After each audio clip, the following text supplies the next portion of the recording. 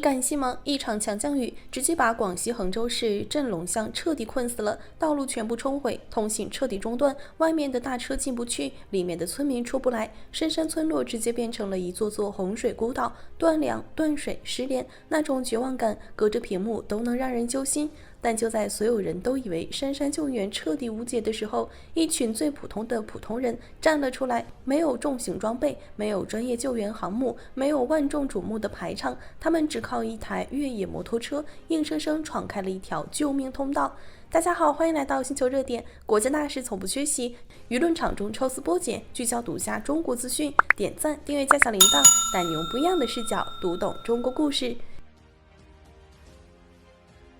小编想问大家，你见过最拼的逆行是什么样子？是踩着1米多深的淤泥前行，是山体滑坡随时可能砸落的山路，是10公里路程硬生生要推无数次车，是鞋底彻底跑烂，脚掌直接踩进泥水里，依然咬牙往前冲。这就是这次广西洪灾里最不起眼也最伟大的民间摩托救援队。7月8号开始，黄卓峰、邓灿这些本地车友自发集结组队，义无反顾冲进了镇龙乡重灾区。可能很多人没概念，这条救援路到底有多险。这么说吧，全程1米多深的淤泥，雨后路面泥泞湿滑，随处可见滑坡碎石，根本算不上路，只是山边勉强能落脚的窄道。原本10公里的平坦路程，现在通行要整整1个小时，车子陷进淤泥是常态，每前进几十米就要徒手推车，浑身沾满泥浆是标配。车手邓灿的鞋底直接被磨烂脱落，左脚脚掌全程踩在冰冷淤泥里，村民看在眼里，心疼不已，专门给他送来了一双雨鞋。就是这群穿着烂鞋、满身泥污的年轻人，干着最伟大的事，从早上9点一直奔波到深夜12点，一趟又一趟，驮着矿泉水、面包、饼干等急需物资进山，不仅给被困村民送补给，还义务搭载救援勘察人员深入核心灾区，为通路抢修争取宝贵时间。最让人破防的是什么？他们不是专业救援队员，没有薪资，没有编制，没有强制任务，全是自发赶来的普通人。有人擅长越野骑行，有人只是心疼家乡父老。来自贵港、玉林各地的车友陆续驰援，短短2天就集结了40-50人。他们不求名气，不求回报，只凭着一腔热血，守住了家乡的最后一道防线。如果说这群民间勇士的逆行是人间最暖的微光，那张雪的举动直接让小编读懂了什么叫真正的善良。你敢相信吗？他刚刚还清将近1个亿的个人负债，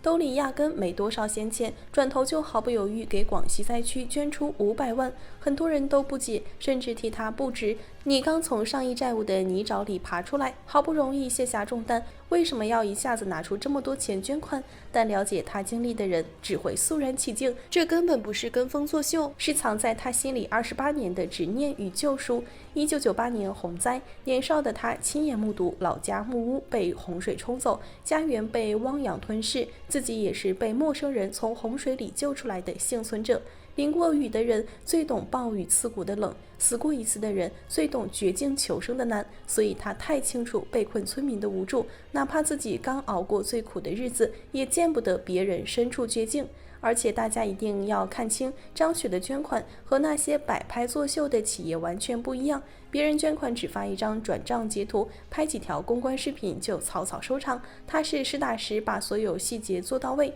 除了500万现金捐款，他第一时间从重庆厂区调度满载物资的卡车奔赴广西，更懂山区救援痛点，洪水冲毁道路，大车根本进不去偏远村落。所以他专门带上4台专业越野摩托车，4名资深车手，连山区转运必备的背篓都提前备好，就是为了打通物资运输的最后1公里，把救命物资精准送到大车抵达不了的深山村落里。他在视频里真诚坦言，这笔钱对公司生死起不到决定性作用，但对灾区群众就是活下去的希望。更戳人的是他对网友的那句回复：我是代表所有张雪机车用户捐的。太多企业做慈善，忙着给自己贴金，打造品牌人设，把用户当成收割流量的工具。但张雪始终清醒，他的国产机车品牌能从一无所有走到估值10亿，打破欧美日系37年赛事垄断，靠的不是自己一个人的本事，是千万支持国产的用户，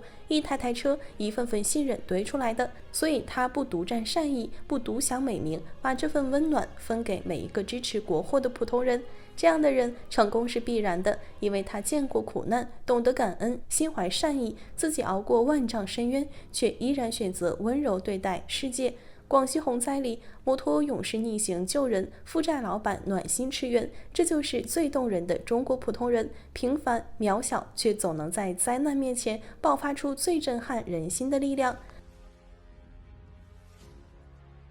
同样是广西洪灾，贵港一所高校被洪水彻底围困，6000多名师生被困孤岛，断水断电，绝境之中，中国直接开出了水上救援航母，上演了一场堪比科幻大片的生死营救。试问谁能想到，短短19个小时，整整6000多条生命被稳稳从洪水围困中抢了出来。视频传到海外社交平台，无数外国网友看完直接沉默，终于明白了什么是真正的中国式救援，什么是大国担当。时间回到7月8号，台风美沙克带来的特大暴雨突袭广西贵港，上游水库险情叠加，持续强降雨，城区瞬间沦为汪洋。广西物流职业技术学院整座校园被浑浊洪水淹没，1楼宿舍通道全部被淹，整栋宿舍楼直接变成水上孤岛，6000多名师生被困楼内，出不去进不来，断水断电，物资匮乏，恐慌焦虑的情绪不断蔓延。学生们趴在窗边，望着漫天洪水，满心绝望，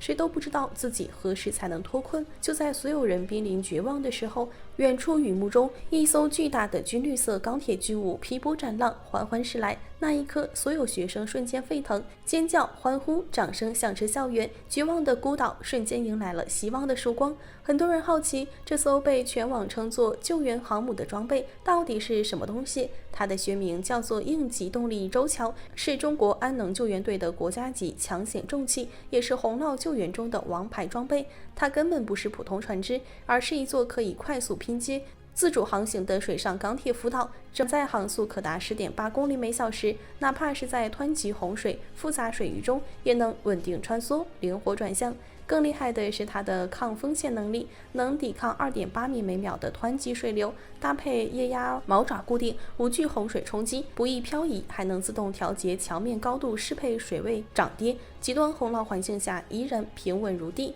挖掘机、抢险车辆都能直接开上甲板，既能转运人员，也能运输重型救援设备，是名副其实的水上救援全能王。从7月8号下午到7月9号中午，整整19个小时，救援马达从未停歇，队员们昼夜奋战，饿了就啃2口面包充饥，累了就短暂休整，循环往复，不间断运转，最终圆满完成任务。6000多名师生全员安全转移，零伤亡，零疏漏。这段救援视频火到外网后，直接颠覆了无数外国人的认知，中外救援的真实差距也被赤裸裸摆在了所有人的面前。有美国网友心酸留言：我们德州暴雪断电，民众被困数日无人过问，中国为了救一群学生，直接出动军用级重型救援装备，这种举国救援、生命至上的能力差距真的太让人震撼了。东南亚网友更是感同身受，常年遭遇洪灾的我们最懂绝境无助的滋味，从来没有一个国家能像中国这样不计成本、不惜代价，只为守护每一个普通人的生命。很多老外始终想不通一件事，为什么中国每次灾难来临都能快速集结、精准救援？答案很简单，这就是中国式救援的核心。生命至上，不分贫富，不分年龄，不分地域，每一条生命都值得全力以赴。外国很多国家的救援大多是商业化运作，优先保障利益群体，灾情混乱，响应迟缓，装备匮乏，普通人受灾只能听天由命。但在中国，救援永远是第一优先级，国家级重型装备常备待命，专业救援队伍随时出征，民间志愿者自发驰援，举国同心，共度难关。没有花哨的宣传，没有刻意的作秀，只有实打实的装备，实打实的速度，实打实的守护。19小时拯救6000人，不是奇迹，是中国日复一日的应急储备，是成熟的救援体系，是刻在骨子里的家国情怀。洪水终会退去，道路终会重修，但这场双向奔赴的温暖必将永远留存。好了，今天的内容到这里就结束了。如果你喜欢小编的影片，还请大家多多点赞转发，让更多的人一起见证中国进步。关注我的频道，这样既能回顾往期视频，又不会错过之后的精彩内容。那我们下期节目不见不散。